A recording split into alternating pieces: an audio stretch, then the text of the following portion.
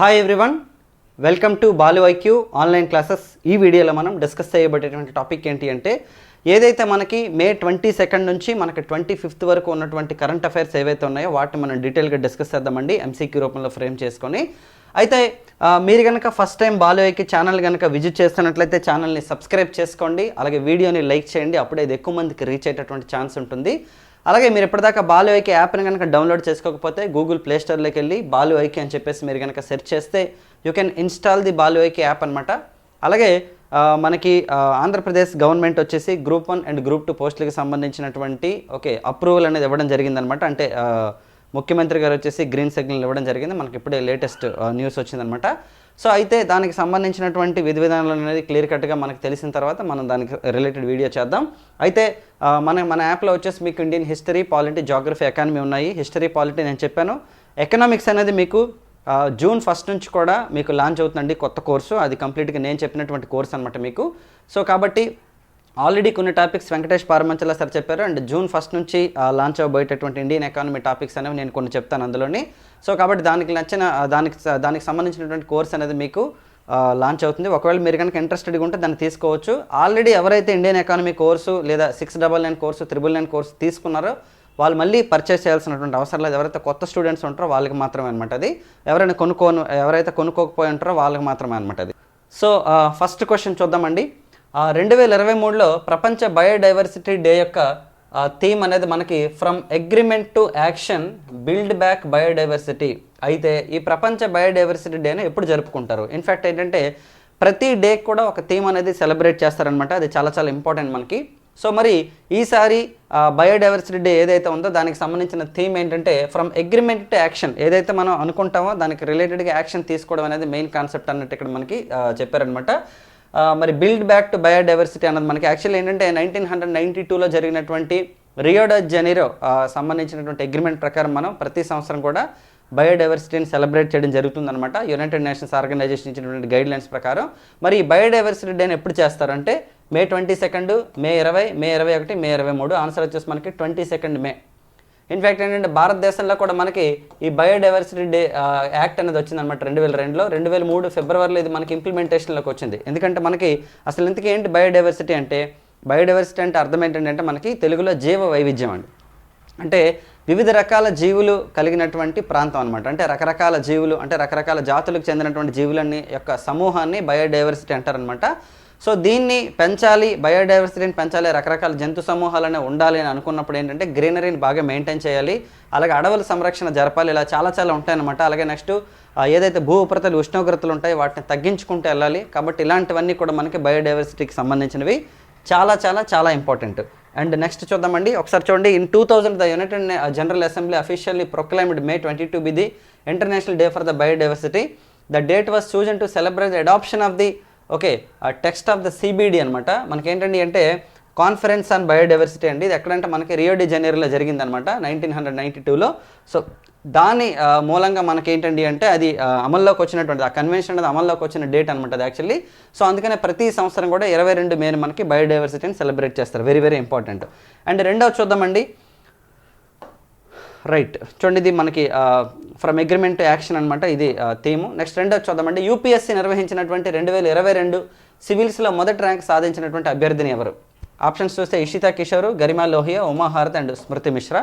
So బేసిక్గా తీసుకుంటే మనకి యూపీఎస్సీ అంటే యూనియన్ పబ్లిక్ సర్వీస్ కమిషన్ అండి. సో యూపీఎస్సీ అనేది ప్రతి సంవత్సరం కూడా మనకి సివిల్ సర్వీసెస్కి ఎగ్జామ్స్ పెడుతుంది. ఐఏఎస్, ఐపీఎస్, ఐఆర్ఎస్ వీటికి, అంటే Indian administrative service, police service, అలాగే మనకి రెవెన్యూ సర్వీసెస్, ఇతర సర్వీసెస్లో అనమాట. మరి 2022లో కండక్ట్ చేసినటువంటి ఏదైతే సివిల్ సర్వీసెస్ ఎగ్జామినేషన్ ఉందో దానికి రిలేటెడ్ రిజల్ట్స్ అనేవి మనకు వచ్చాయన్నమాట.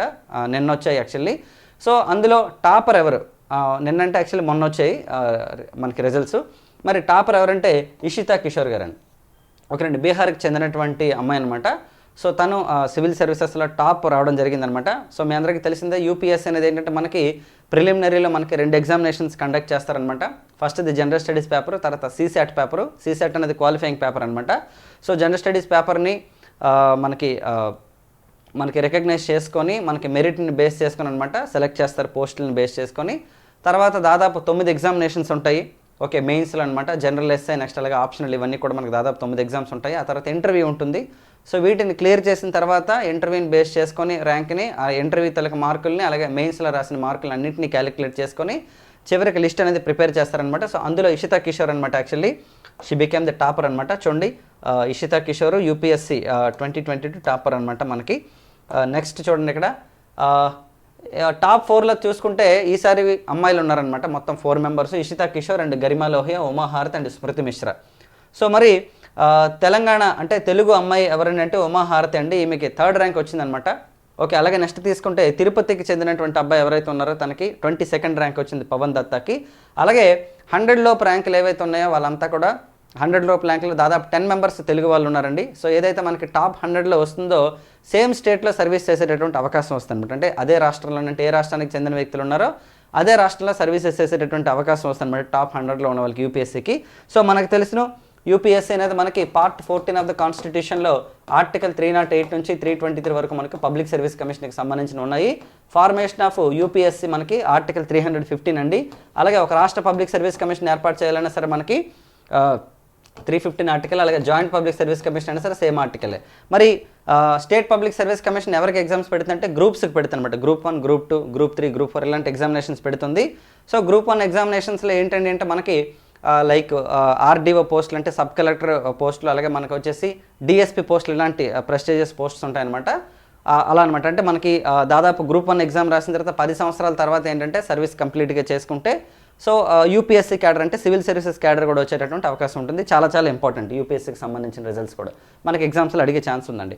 నెక్స్ట్ క్వశ్చన్ చూడండి, ఇటీవల భారత ప్రధానమంత్రి నరేంద్ర మోదీకి ఓకే ఏ దేశాలు ఆ దేశం యొక్క అత్యున్నత పౌర పురస్కారాన్ని ప్రదానం చేశాయి అంటే యాక్చువల్లీ మోదీ గారు అనమాట ఈ మధ్య పర్యటనకి వెళ్ళారండి. సో ఆ దేశాలకు సంబంధించినటువంటి ప్రధానమంత్రులు లేదా గవర్నర్స్ ఏంటంటే సో ఆ దేశంలో ఏదైతే హయ్యెస్ట్ సివిల్ అవార్డు ఉంటుందో, భారతదేశంలో అయితే మనకి భారతరత్న ఎలాగో ఆ దేశం యొక్క హయ్యెస్ట్ సివిల్ అవార్డ్స్ అనమాట ప్రజెంట్ చేశాయి. అవి ఏంటి, ఏ దేశాలు అంటే Fiji and Papua New Guinea, Solomon Islands and Fiji, Somali and Ethiopia and Kenya and Nigeria. So answer వచ్చేసి మనకి ఫిజీ అండ్ పపువా న్యూగినియా అండి. యాక్చువల్లీ G7 సమిట్కి అనమాట ఒక స్పెషల్ గెస్ట్కి వెళ్ళినటువంటి మోదీ గారు అనమాట డైరెక్ట్గా మనకి పపువా న్యూగినియాకి వెళ్ళడం జరిగిందనమాట. సో మరి అక్కడ ఫిజీ ప్రైమ్ మినిస్టర్ ఎవరైతే ఉన్నారో అంటే ఫిజీ దేశం వెళ్ళినప్పుడు ఫిజీ ప్రైమ్ మినిస్టర్ ఎవరైతే సిటివేని రెబోక్ అనమాట. సో మోదీ గారికి ప్రదానం చేసిన అవార్డు ఏంటంటే companion of the order of Fiji. Companion అంటే అర్థం ఏంటంటే స్నేహితుడు, ఒక మంచి స్నేహితుడు అనమాట యాక్చువల్లీ. మరి పపువా న్యూగినియా ఇచ్చినటువంటి అవార్డు ఏంటంటే అంటే మనకి అక్కడ governor general garu sir Bob Dadae అనమాట అతని పేరు. అతను ఇచ్చిన అవార్డు వచ్చేసి grand companion of the order of logo. So ఈ అవార్డులు రెండు కూడాను సో నరేంద్ర మోదీ గారికి రావటం జరిగిందనమాట. మరి అబ్జర్వ్ చేసినట్లయితే ఇక్కడ మనం చూసుకుంటే న్యూస్ పేపర్లో ఆప్తమిత్రులం అనే దీంతో మనకి న్యూస్ పేపర్లో ఇవ్వడం జరిగింది. అలాగే మోదీ గారికి అనమాట అవార్డును ప్రజెంట్ చేస్తున్నట్లు మనకి ఇచ్చారు. అయితే ఇక్కడ మరో ఇంపార్టెంట్ పాయింట్ ఏంటంటే ఈ రెండు దేశాల్లో ఒక దేశంలో జైపూర్ లెగ్ చాలా చాలా ఇంపార్టెంట్. ఇది యాక్చువల్లీ ఎవరికైనా సరే అంటే లెగ్ ఇంజ్యూరీ అయినా సరే ఇలాంటి జరిగినప్పుడు ఏంటంటే రాజస్థాన్లో జైపూర్లో ఉన్నటువంటి లెగ్ ద్వారా అనమాట దాన్ని కొంచెం రీప్లేస్ చేస్తుంటారు. సో ఆ జైపూర్ కృత్రిమ అవయవాల కేంద్రం ఏదైతే ఉందో మనకి దాన్ని ఏర్పాటు చేస్తామని చెప్పారండి. అలాగే సైబర్ సెక్యూరిటీ, పునరుత్పాదక ఇంధనం తదితర రంగాల్లో కూడా సహకారం చేస్తామని చెప్పేసి మోదీ గారు చెప్పడం జరిగిందనమాట. ఎక్కడంటే ఇది పపువా న్యూగినియాలో చేస్తామని చెప్పేసి చెప్పారనమాట. మరి G7 శిఖరాగ్ర సదస్సుకి వెళ్ళినటువంటి నరేంద్ర మోదీ గారు వచ్చేసి డైరెక్ట్గా మనకి ఈ పశ్చిమ దేశాలు ఏవైతే పశ్చిమ పసిఫిక్ సముద్రం దేశాలు ఏవైతే ఉన్నాయో ఆ ప్రాంతాలకు అనమాట నరేంద్ర మోదీ గారు వెళ్ళడం జరిగింది. మనం ఇది ఆల్రెడీ ప్రీవియస్ వీడియోలో కూడా డిస్కస్ చేసుకోవడం జరిగిందండి. చాలా చాలా చాలా ఇంపార్టెంట్ ఇది, రైట్. సో మరి నెక్స్ట్ చూద్దామండి. So ఫర్గింగ్ A sustainable and peaceful common future అనేది దేనికి సంబంధించినటువంటి థీమ్. సో మన ఆప్షన్స్ కనుక చూసినట్లయితే చూడండి, మరోసారి క్వశ్చన్ చూద్దామండి. ఫర్గింగ్ ఏ sustainable and peaceful common future అనేది దేని యొక్క థీమ్.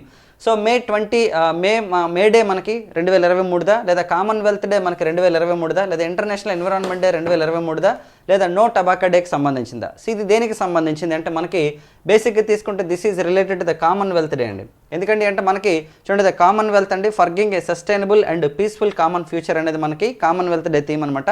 సో మనందరికీ తెలిసిన వాట్ ఈస్ కామన్వెల్త్ అంటే మనకి ప్రపంచంలోని ఏదైతే మనకి బ్రిటిష్ వాళ్ళ యొక్క అండర్లో ఉన్నటువంటి దేశాలు, స్వతంత్రం పొందిన దేశాలు ఏవైతే ఉన్నాయో ఆ దేశాలన్నీ స్వతంత్రం పొందిన తర్వాత ఏర్పాటైనటువంటిది మనకి కామన్వెల్త్ అనే కాన్సెప్ట్ అనమాట. అంటే బ్రిటిష్ నుంచి స్వతంత్రం పొందిన దేశాలన్నీ కలిపి కూటమిలో ఉంటాయి, అదే కామన్వెల్త్ కూటమి అనమాట. అలాగే మనకి చౌగం పేరుతో మనకి గేమ్స్ కూడా అవుతుంటాయండి. కామన్వెల్త్ ఓకేనండి, అంటే మీటింగ్లు జరుగుతుంటాయి, Commonwealth heads of government meeting. అలాగే నెక్స్ట్ వచ్చేసి కామన్వెల్త్ గేమ్స్ కూడా మనకి ప్రతి 4 సంవత్సరాలకు ఒకసారి జరుగుతూ ఉంటాయి అనమాట. కామన్వెల్త్ గేమ్స్ అనేవి భారతదేశంలో మనకి 2010లో మనకి కామన్వెల్త్ గేమ్స్ అనేది కండక్ట్ చేయడం జరిగిందనమాట. మరి ఒకసారి అబ్జర్వ్ చేసినట్లయితే చూడండి, this year the theme of Commonwealth day is forging a sustainable and peaceful common future, the day also known as Empire day. ఓకేనండి, అంటే మనకి ఎంపైర్ డే అంటే అర్థం ఏంటంటే అంటే రాచరికానికి సంబంధించిన డే అని కూడా చెప్పొచ్చు అనమాట ఇది ఎక్కడన్నో. సో ఇది aims to unite 2.5 billion Commonwealth citizens in honouring their shared values and principles as well as pursuing a collective future focused on sustainability and peace. So మనం బేసిక్గా తీసుకుంటే ఓకే, ఏదైతే మనకి ఈ కామన్వెల్త్ ఏదైతే ఉందో దానికి సంబంధించినటువంటి డే ఏమంటే ప్రతి సంవత్సరం కూడా May 24th చేస్తారు. ఇందాక మనం చెప్పుకున్నట్టు May 22nd అయితే మనకి బయోడైవర్సిటీ డే అనమాట. మరి నెక్స్ట్ క్వశ్చన్ చూద్దామండి. సో ఇరు దేశాల మైత్రి మరియు ప్రవాస భారతీయ సేవలకు గుర్తుగా లిటిల్ ఇండియా అనేదాన్ని ఏ దేశంలో భారత ప్రధాని శంకుస్థాపన చేశారు? చూడండి, ఆ 2 దేశాలకు సంబంధించినటువంటి ఏవైతే ఫ్రెండ్షిప్ ఉందో లేదంటే బయోలేటరల్ అగ్రిమెంట్స్ ఉన్నాయో, నెక్స్ట్ ఆ 2 దేశాలకు సంబంధించినటువంటి ఓకే ఒప్పందాలు ఏవైతే ఉన్నాయో వాటన్నింటిని దృష్టిలో పెట్టుకొని, అలాగే ప్రవాస భారతీయులు అంటే ఎక్కువ మంది ఓకేనండి, అంటే ఆ దేశంలో భారతీయులు ఉన్నటువంటి దీన్ని పట్టుకొని బేస్ చేసుకొని ఏంటంటే అంటే లిటిల్ ఇండియా అనే దాన్ని ఓకేనండి శంకుస్థాపన చేశారనమాట మన ప్రధానమంత్రి, ఆ దేశ ప్రధానమంత్రితోని. మరి అది ఏ దేశం చూద్దాం ఒకసారి. Options Australia, America, Japan and దక్షిణ కొరియా అండి. మరి ఆన్సర్ చూసినట్లయితే మనకు వచ్చేసి ఆస్ట్రేలియా అండి. ఎందుకంటే చూడండి, లిటిల్ ఇండియాకు శంకుస్థాపన చేశారు. చూడండి, ఇరు దేశాల మైత్రి ప్రవాస భారతీయ సేవలకు గుర్తుగా భారత ప్రధానమంత్రి నరేంద్ర మోదీ అలాగే ఆస్ట్రేలియా ప్రధానమంత్రి ఆల్బనీస్ లిటిల్ ఇండియాకి శంకుస్థాపన చేశారనమాట. ఇది ఎక్కడ జరిగిందంటే పారామాటా నగరంలో హ్యారిస్ పార్క్లో జరిగిందనమాట. ఓకే, హ్యారిస్ పార్క్లో లిటిల్ ఇండియా గేట్వేని నిర్మించనున్నారు. చూడండి, ఈ పార్క్ వద్ద భారత సంతతి ప్రజలు దీపావళి, ఆస్ట్రేలియా డే వంటి వేడుకలు నిర్వహిస్తుంటారంట. ఓకే, అలాగే నెక్స్ట్ ఏంటంటే మనకి 2023 అక్టోబర్లో ఏంటంటే మనకి వరల్డ్ కప్ కూడా కండక్ట్ చేస్తుంది భారతదేశం. సో ఆస్ట్రేలియా ప్రధానమంత్రిని అలాగే అక్కడ ఆస్ట్రేలియాలో ఉన్నటువంటి క్రికెట్ ఫ్యాన్స్ని కూడా మన ప్రధానమంత్రి గారు ఇన్వైట్ చేయడం జరిగిందనమాట. సో చాలా చాలా చాలా చాలా ఇంపార్టెంట్ ఇది. నెక్స్ట్ చూడండి, నెక్స్ట్ భారత అంతరిక్ష సంస్థ ఇస్రో ప్రతిష్టాత్మకంగా చేపట్టబోయే చంద్రయాన్ 3ని 2023లో ఏ తేదీని చేపట్టనున్నారు? ఓకేనండి, మనకు ఆల్రెడీ చంద్రయాన్ 1 అలాగే చంద్రయాన్ 2 కూడా మనకి వెళ్ళాయి అనమాట. సో ఇవి కొంత ఫెయిల్యూర్ అవడం జరిగింది, కానీ మళ్ళీ పట్టుదలతో అనమాట చంద్రయాన్ 3ని ఓకేనండి మన ఇస్రో అనేది ప్లాన్ చేస్తుంది, ఇండియన్ స్పేస్ రీసెర్చ్ ఆర్గనైజేషన్. మరి ఎప్పుడు దీన్ని ప్రయోగిస్తున్నారు 2023లో అంటే జూలై 12, జూలై 15, ఆగస్ట్ 12, ఆగస్ట్ 15 అంటే ఆన్సర్ మనకు వచ్చేసి జూలై 12 అండి. జూలై 12 వచ్చేసి మనకి ఏంటంటే అంటే చంద్రయాన్ 3ని ప్రయోగిస్తున్నటువంటి డే అనమాట. చూడండి, ఇక్కడ ఆగస్టు 23 లోపు ఓకే చంద్రుని వద్దకు వెళ్తుంది అని చెప్పేసి మనకి చెప్పడం జరిగిందండి. చూడండి, భారత అంతరిక్ష పరిశోధనా సంస్థ ప్రతిష్టాత్మకంగా చేపట్టినటువంటి చంద్రయాన్ 3 ప్రయోగానికి తేదీ ఖరారైంది. సో ఇది ఎక్కడంటే అంటే తిరుపతి జిల్లాలో షార్ మనకి 2వ ప్రయోగ వేదిక నుంచి ఓకేనండి జూలై 12న ఓకేనండి ఈ వాహక నౌకను అనమాట నింగిలోకి తీసుకెళ్తారు. ఆగస్టు 23 లోపు ఓకేనండి చంద్ర దక్షిణ ధ్రువంపై ల్యాండర్ కాల్మొప్పే అవకాశం ఉంది. 2019లో మనకి చంద్రయాన్ 2 అనేది ఫెయిల్ అయిన తర్వాత COVID-19 నేపథ్యంలో కొంత ఆలస్యమైందనమాట. సో మరి మనకి చంద్రయాన్ అనేది మనకి ప్రయోగించడం జరుగుతుంది. ఇది చాలా చాలా ఇంపార్టెంట్. మనకి జూలైలో చంద్రయాన్ ప్రయోగించిన తర్వాత దానికి రిలేటెడ్ ఏవైతే మనకి ఏ వాహక నౌకలో మనకి ప్రయోగం చేశారు, సో దానికి సంబంధించిన కెపాసిటీ ఏంటి ఇవన్నీ కూడా మనకి వస్తాయి details. As a part of science and technology డెఫినెట్గా ఇది కరెంట్ అఫైర్స్లో చాలా చాలా ఇంపార్టెంట్ అవుతుంది, రైట్ నాన్న. అండ్ ఇంకొక పాయింట్ చూద్దామండి. చూడండి, యాక్చువల్లీ ఇది నేను మీకు క్వశ్చన్గా అయితే నేను ఫ్రేమ్ చేయలేదు, బట్ డైరెక్ట్గా చెప్తాను. చూడండి, 3 భారతీయులకు మరణానంతరం ప్రతిష్టాత్మక పురస్కారం ఉన్నారు మనకి ఇక్కడ. ఏంటండి అంటే ఏదైతే యునైటెడ్ నేషన్స్ ఆర్గనైజేషన్ తరపున పోరాటం చేసి వీరమరణం పొందినటువంటి వ్యక్తులు ఉంటారో వాళ్ళకనమాట ప్రతి సంవత్సరం కూడా ఓకేనండి యుఎన్ఓ వచ్చేసి గుర్తింపు ఇస్తుందన్నమాట, యాక్చువల్లీ పురస్కారాలు ఇస్తుందన్నమాట. సో అయితే మనకి ఈ సంవత్సరం తీసుకుంటే విధి నిర్వహణలో ప్రాణత్యాగం చేసినటువంటి 3 భారతీయులకు శాంతి పరిరక్షలకు ఐరాస పురస్కారం ప్రకటించిందండి. అయితే ఇందులో ఐరాస తరపున మొత్తం ఎంతమందికి ఇస్తారంటే 103 మందికి ఇస్తారు. అందులో ఇండియన్స్ 3 ఉన్నారనమాట. వాళ్ళలో ఒకరు వచ్చేసి బిఎస్ఎఫ్ హెడ్ కానిస్టేబుల్ ఓకేనండి శిశుపాల్ సింగ్, అలాగే సన్వాలా రామ్ విష్ణోయ్. వీరిద్దరు కూడా ఎక్కడ పనిచేస్తారంటే కాంగోలో వర్క్ చేయడం జరిగిందనమాట behalf of United Nations Organization. అలాగే వృత్తి నిపుణుల హోదాలో పనిచేసినటువంటి షాబెర్ తహర్ అలీ ఇరాక్లో సర్వీసెస్ చేశారండి. ఐరాస తరపున శాంతి పరిరక్షక దళాల్లో పనిచేసేందుకు భారతదేశం నుంచి 6,000 మందికి పైగా ఓకేనండి సైనిక పోలీస్ సిబ్బందిని వివిధ దేశాలకు పంపించింది భారతదేశం అనమాట. ఐరాస తరపున సైనిక బలం ఏదైతే ఉంటుందో శాంతి పరిరక్షణ కోసం వాళ్ళ కోసం మన భారతదేశం పంపించిందండి. అందులో 3 వీరమరణం పొందడం. సో వాళ్ళకనమాట ఈ ప్రతిష్టాత్మక పురస్కారాలను ప్రకటించింది. డెఫినెట్గా దీని మీద కూడా మనకి క్వశ్చన్ వచ్చే ఛాన్స్ ఉంది. So these are the questions in this video అండి. అండ్ నెక్స్ట్ వీడియోలో మరికొన్ని ఎక్స్పెక్టెడ్ అండ్ మనకి ఇంపార్టెంట్ కరెంట్ అఫైర్స్ క్వశ్చన్స్తో మనం మళ్ళీ వీడియో చేసుకుందాం. అండ్ ఎప్పటిదాకా మీరు కనుక మన ఛానల్ని సబ్స్క్రైబ్ చేసుకోకపోతే ఛానల్ని సబ్స్క్రైబ్ చేసుకోండి. ఎక్స్ప్లెనేషన్ కనుక మీకు నచ్చినట్లయితే బాలుఐకి యాప్ని డౌన్లోడ్ చేసుకోండి. డౌన్లోడ్ చేసుకున్న తర్వాత నేను చెప్పినటువంటి Indian history and polity course ఏదైతే ఉందో అది కనుక మీకు ఓకే అనుకుంటే, అంటే లైక్ మీకు ఉపయోగపడుతుంది అనుకుంటే మీ కాంపిటేటివ్ ఎగ్జామినేషన్స్కి డెఫినెట్గా మీరు దాన్ని తీసుకోండి. తక్కువ ప్రైసెస్లోనే ఉన్నాయి. ఇండియన్ ఎకానమీ అనేది 1 జూన్ ఖచ్చితంగా లాంచ్ అవుతుంది అనమాట. అందులో ఇంపార్టెంట్ టాపిక్స్ అని నేను చెప్తాను, మళ్ళీ చెప్పేసి కొత్తగా నేను లాంచ్ చేస్తాను. ఎవరైతే ఆల్రెడీ ఎకనామిక్స్ తీసుకున్నారో వాళ్ళు అక్కర్లేదు, మళ్ళీ కొత్త వాళ్ళు ఎవరైతే ఉన్నారో వాళ్ళు తీసుకోవచ్చు అనమాట. అలాగే ఏపీ హిస్టరీ కూడా జూన్లోనే స్టార్ట్ అవుతుంది. Thank you very much all of you and wish you all the best.